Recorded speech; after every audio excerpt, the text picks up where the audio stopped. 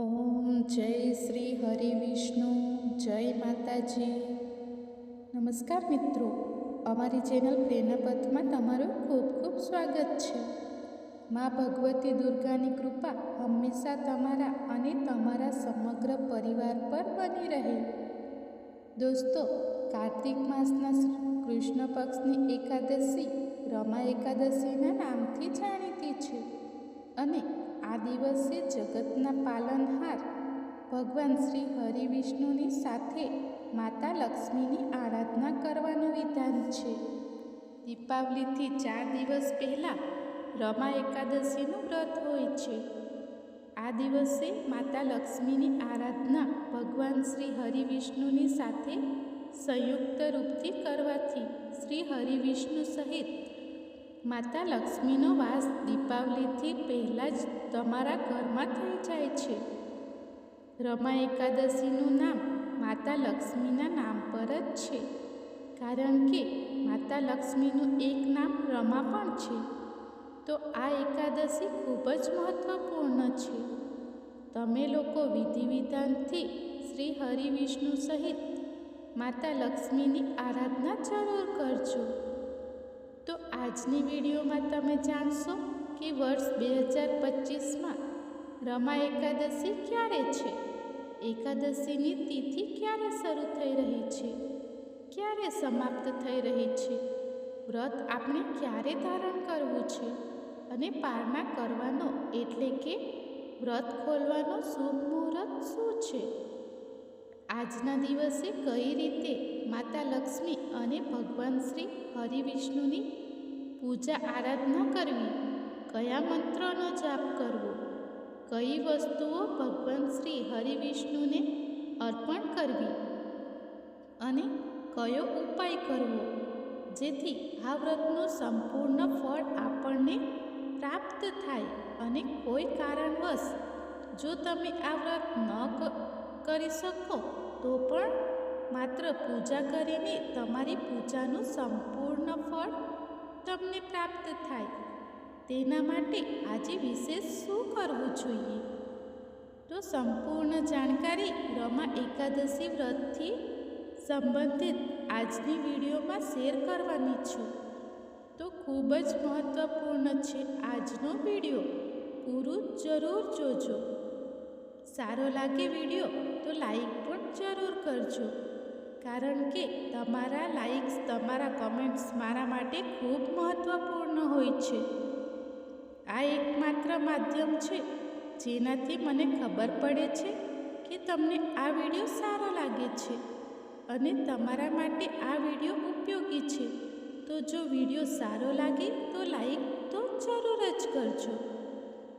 વાત કરીશું એકાદશી વ્રતના નિયમો અને પૂજા વિધિ વિશે, પણ તેનાથી પહેલાં જાણીએ કે એકાદશી તિથિ ક્યારે શરૂ થશે, ક્યારે સમાપ્ત થશે અને વ્રત આપણે ક્યારે ધારણ કરવું છે. જુઓ, પંચાંગ અનુસાર કાર્તિક માસની કૃષ્ણ પક્ષની એકાદશી તિથિ શરૂ થઈ રહી છે 16 ઓક્ટોબરના રોજ, એટલે કે ગુરુવારના દિવસે સવારે 10:35 વાગ્યે અને રમા એકાદશી તિથિનું સમાપન થશે 17 ઓક્ટોબરના રોજ શુક્રવારના દિવસે સવારે 11:12 વાગ્યે. તો સૂર્યોદય સમયની તિથિમાં જ એકાદશીનું વ્રત આપણે ધારણ કરીએ છીએ. એવામાં 17 ઓક્ટોબર 2025ના રોજ શુક્રવારના દિવસે રમા એકાદશીનું વ્રત આપણે ધારણ કરવું છે. તો આ એકાદશી ખૂબ મહત્વપૂર્ણ છે. માતા લક્ષ્મીની કૃપાની પ્રાપ્તિ માટે રમા એકાદશીનું વ્રત આપણે ધારણ કરવું છે અને દિવસ શુક્રવાર છે, જે મા લક્ષ્મીનો પ્રિય દિવસ છે. તો એવામાં આ દિવસે પૂજા કરવાથી, વ્રત ધારણ કરવાથી બમણું ફળ તમને પ્રાપ્ત થશે. 17 ઓક્ટોબરના રોજ એકાદશીના દિવસે સૂર્યોદયનો સમય છે સવારે 6:22 વાગ્યે અને સૂર્યાસ્તનો સમય છે સાંજે 5:48 એકાદશીના વ્રતમાં બ્રહ્મ મુહૂર્તના સ્નાન કરવું જોઈએ. તો બ્રહ્મ મુહૂર્તનો સમય છે સવારે 4:42 સવારે 5:33 સુધી. તો આ સમયમાં તમે સ્નાન કરી શકો છો અને વિધિ વિધાનથી ભગવાન શ્રી હરિવિષ્ણુની પૂજા આરાધના તમે કરી શકો છો. વાત કરીએ અભિજીત મુહૂર્તની. તો અભિજીત મુહૂર્તનો સમય છે સવારે 11:42 બપોરે 12:28 સુધી અને અમૃતકાલ સવારે 11:25 બપોરે 1:02 સુધી. આ ત્રણેય શુભ મુહૂર્ત ખૂબ મહત્વપૂર્ણ માનવામાં આવે છે. આ સમયમાં તમે કોઈ પણ શુભ કાર્ય કરો છો તો તેનાથી તમને અનેક ગણું પુણ્ય પ્રાપ્ત થાય છે. આ ઉપરાંત 17 ઓક્ટોબરના રોજ રમા એકાદશીના દિવસે 2 શુભ યોગ બની રહ્યા છે. પહેલો શુભ યોગ છે બ્રહ્મયોગ, જે એકાદશીના દિવસે વહેલી સવારથી શરૂ થઈને અને મોડી રાત્રે 1:48 સુધી તમને પ્રાપ્ત થશે. બ્રહ્મયોગ એક એવો યોગ છે જેમાં જો તમે ધ્યાન કરો છો, સાધના કરો છો, જાપ કરો છો, તપ કરો છો તો તેનું પુણ્ય ફળ તમને અનેક ગણું થઈને પ્રાપ્ત થાય છે. તેથી આ યોગ ખૂબ મહત્વપૂર્ણ છે અને તે પણ એકાદશીના દિવસે.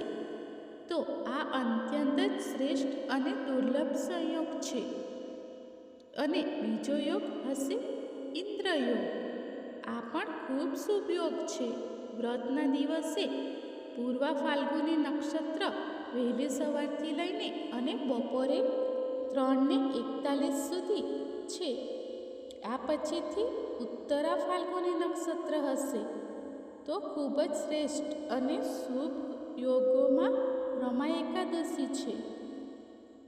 દીપાવલીથી પહેલાં માતા લક્ષ્મીની આરાધના કરવાનો, તેમને પ્રસન્ન કરવાનો સૌથી શ્રેષ્ઠ અને શુભ સમય છે. આ સમયમાં વિશેષ રૂપથી શ્રી હરિ વિષ્ણુ અને માતા લક્ષ્મીની પૂજા આરાધના કરીને મંત્રોનો જાપ કરવો. તો એકાદશીનું વ્રત આપણે ધારણ કરીશું 17 ઓક્ટોબર 2025ના રોજ. 16 ઓક્ટોબરના રોજ 10મી તિથિના નિયમોનું પાલન તમારે કરવું છે. મતલબ શુદ્ધ અને સાત્વિક ભોજન લેવું છે, બ્રહ્મચર્યનું પાલન કરવું છે અને જો શક્ય હોય તો જમીન પર સૂવું. અને પછી 17 ઓક્ટોબરના રોજ તમે વ્રત ધારણ કરશો. વિધિ વિધાનથી ભગવાન શ્રી હરિવિષ્ણુ અને માતા લક્ષ્મીની આરાધના કરશો અને 18 ઓક્ટોબર 2025ના રોજ વ્રતનું પારણા કરશો. તો વ્રતનું પારણા આપણે કરીએ છીએ દ્વાદશી તિથિમાં અને દ્વાદશી તિથિનો પ્રારંભ થશે 17 ઓક્ટોબરના રોજ સવારે 11:12 અને દ્વાદશી તિથિ સમાપ્ત થઈ રહી છે 18 ઓક્ટોબરના રોજ બપોરે 12:18. તો એકાદશી વ્રતના પારણા કરવાનો શુભ મુહૂર્ત તમને પ્રાપ્ત થઈ રહ્યો છે 18 ઓક્ટોબર 2025ના રોજ સવારે 6:22 સવારે 8:45 સુધી. તો આ સમયમાં તમે તમારા વ્રતનું પારણા કરી શકો છો, તમારું વ્રત ખોલી શકો છો. એકાદશી વ્રતમાં પારણાના સમયનું ખૂબ મહત્ત્વ હોય છે. જો આપણે યોગ્ય સમયમાં શુભ મુહૂર્તમાં વ્રતનું પારણા નથી કરતા તો આપણા કરેલા વ્રતનું સંપૂર્ણ ફળ આપણને નથી મળતું. તેથી પારણા હંમેશા શુભ મુહૂર્તમાં કરવું જોઈએ. અને 17 ઓક્ટોબરના રોજ એટલે કે એકાદશીના દિવસે રાહુકાળનો સમય શું છે? જુઓ, રાહુકાળનો સમય છે સવારે 10:40 બપોરે 12 ને 5 સુધી. આ સમયમાં કોઈ પણ શુભ કાર્ય શરૂ નથી કરવું. પણ જો તમે પહેલાંથી કરી રહ્યા છો તો બિલકુલ કરી શકો છો, કોઈ સમસ્યા નથી.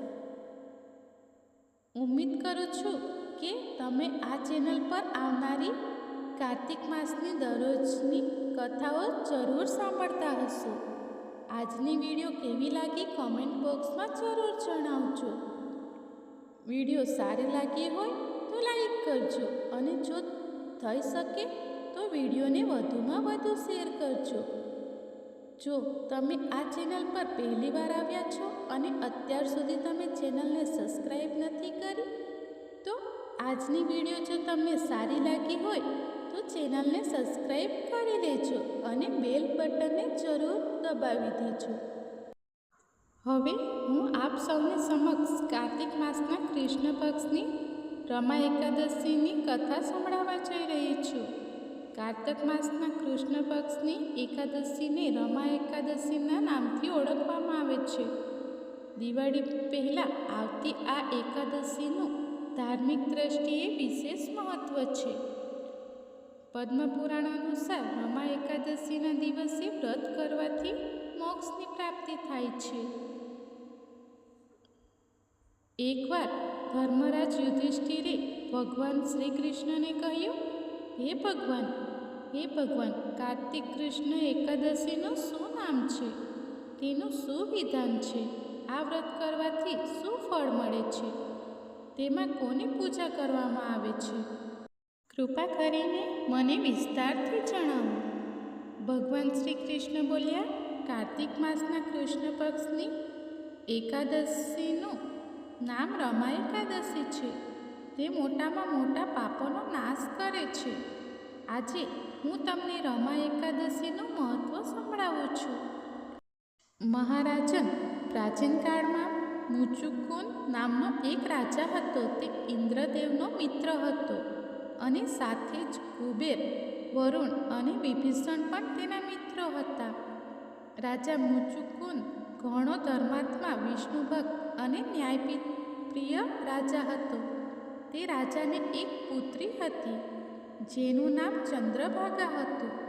તેણે પોતાની પુત્રી ચંદ્રભાગાના લગ્ન ચંદ્રસેનના પુત્ર શોભન સાથે કરાવ્યા.